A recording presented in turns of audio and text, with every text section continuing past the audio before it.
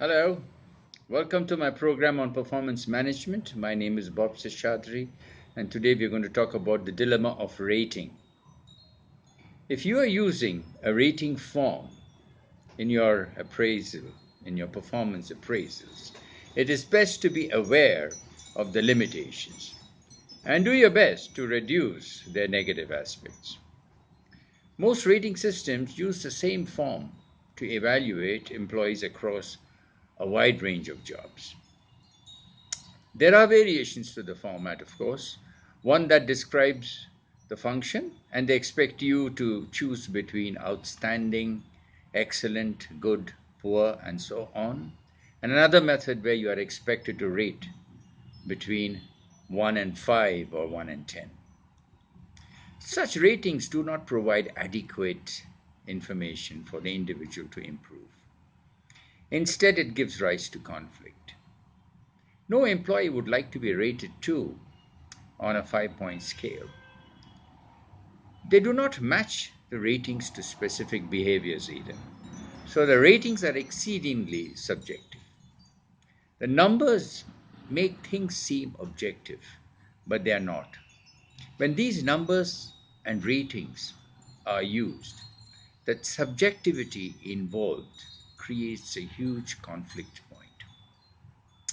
So, how are we going to cross this hurdle?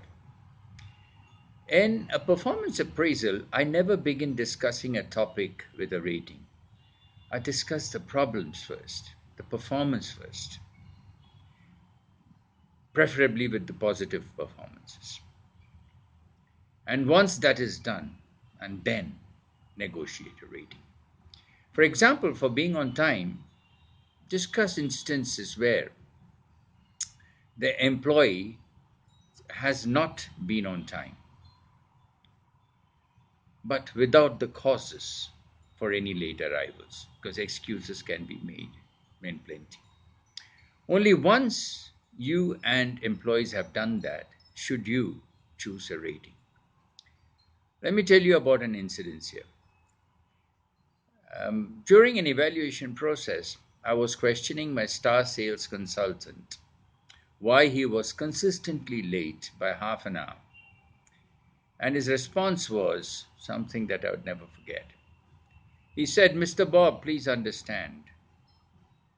The showroom timing states 8 a.m. I leave Dubai exactly at 8 a.m. and I drive to Sharjah and reach at 8:30 a.m. All along the drive, I'm thinking only about my customers, deals that have to be closed, and cars that need to be delivered. That means I started working at 8 a.m.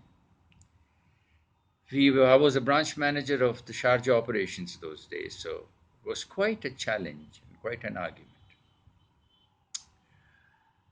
So, we need to be open minded about limitations.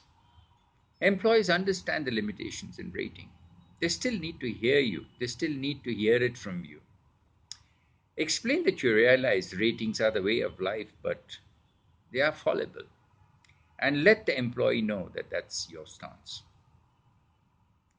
Negotiate ratings. Since ratings have very little objective meaning, negotiate the final rating for each item. Don't just let your rating, just state your rating. Don't just state it. Ask how the employee would rate himself or herself. Do not get picky. Arguing over slight differences creates bad feelings. That affects the future performance as well. Adding up the ratings to get a total overall rating is truly meaningless.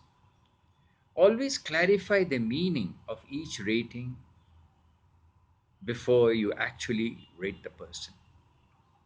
Ask the employee how he or she understands it and compare it with your understanding. Discuss it.